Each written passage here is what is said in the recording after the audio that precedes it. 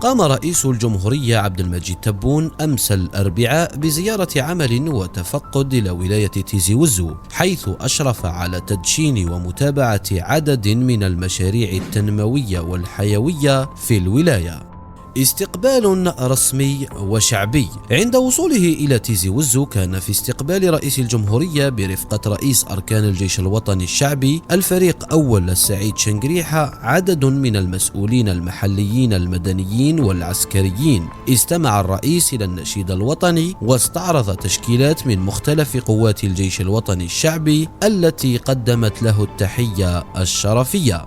شهدت زيارة الرئيس تبون استقبالا شعبيا حاشدا من قبل أعيان ومواطني الولاية. توافد المواطنون بكثافة إلى الشوارع الرئيسية بوسط مدينة تيزي وزو حاملين الرايات الوطنية ولافتات مرحبة بالرئيس ومثنية على جهوده في تنمية الولاية. اصطف المواطنون على طول الشوارع لتحية رئيس الجمهورية، وفي شارع سعد عميروش صافح الرئيس عددا من المواطنين وتبادل الحديث معهم، حيث عبروا عن اعتزازهم وفخرهم بالزيارة ودعمهم لجهوده في تنمية البلاد وازدهارها.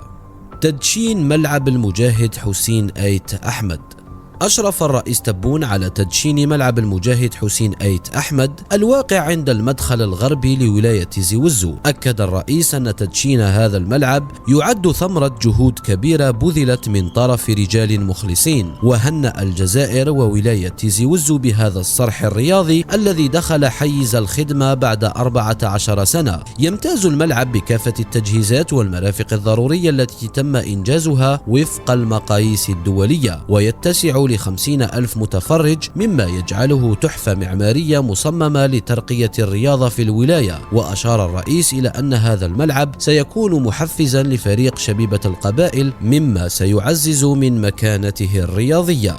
مركز استشفائي جامعي جديد. وضع رئيس الجمهورية حجر الأساس لإنجاز المستشفى الجامعي الجديد بتيزي وزو بسعة 500 سرير. من المتوقع أن يوفر هذا المستشفى رعاية صحية نوعية ويسهم في تطوير البحث في المجال الطبي. يهدف المشروع إلى تلبية احتياجات المواطنين في مجال الرعاية الصحية النوعية وتخفيف الضغط على المركز الاستشفائي الجامعي الحالي نذير محمد، الذي يعاني من ضغط كبير بسبب استقبال المرضى من الولايات المجاورة. يقع المستشفى الجديد في قطب الامتياز غرب تيزي وزو على مساحة تقدر ب50.18 هكتار، وقد خصص له غلاف مالي بقيمة 10 مليار دينار جزائري. مشاريع تنموية وحيوية. استمع رئيس الجمهورية إلى عرض شامل حول المشاريع التنموية الكبرى في ولاية تيزي وزو من سنة 2020 إلى 2024 قدمه والي الولاية. تضمنت العروض القطب الحضري بعزازقة، مشروع إنجاز محطة تحلية مياه البحر بتامدة أقمون، مشروع إنجاز سد بسيدي خليفة ببلدية أزفون، سد سوق نتلالة بمعاتقة، والطريق النافذ الرابط بتيزي وزو، والطريق السيار شرق غرب. إشادة بنظام تاج معت.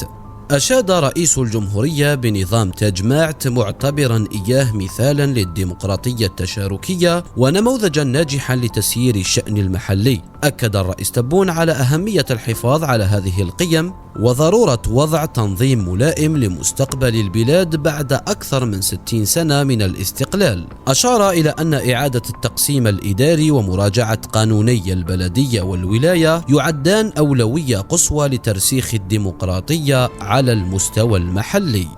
تكريم تضحيات ولاية تيزي وزو. أشاد الرئيس تبون بتضحيات ولاية تيزي وزو خلال مقاومة الاحتلال الفرنسي، مذكرا بأبطال مثل لالا فاطمة سومر وابو بغلة وغيرهم. أشار إلى أن تيزي وزو أنجبت رجالا أشاوس ساهموا في تحرير الوطن مثل علي زعموم، سي صادق دهليس وعبد الحفيظ ياحة، وأعرب عن سعادته بحفاوة الاستقبال من مواطني هذه الولاية المضيافة والمجاهدة. استجابة لمطالب المواطنين.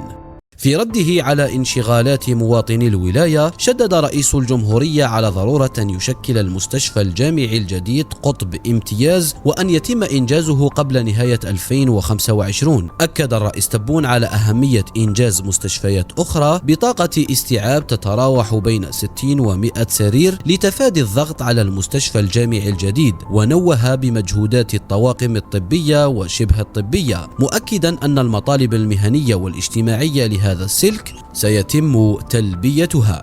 إشادة بمبدأ مجانية التعليم والعلاج. أكد الرئيس تبون على أهمية مبدأ مجانية التعليم والعلاج الذي أقر غداة الاستقلال، مشيرا إلى أن الجزائر تمكنت من القضاء على الأمراض والأوبئة التي تعاني منها الدول المتخلفة، وأعرب عن تقديره للمسؤولين الذين أقروا هذا المبدأ. بدورهم قام مواطنو الولاية بطرح انشغالاتهم أمام رئيس الجمهورية بكل عفوية وصراحة، وأشادوا بالجهود التي تبذلها الدولة وعلى رأسها رئيس الجمهورية لتنمية البلاد وازدهارها.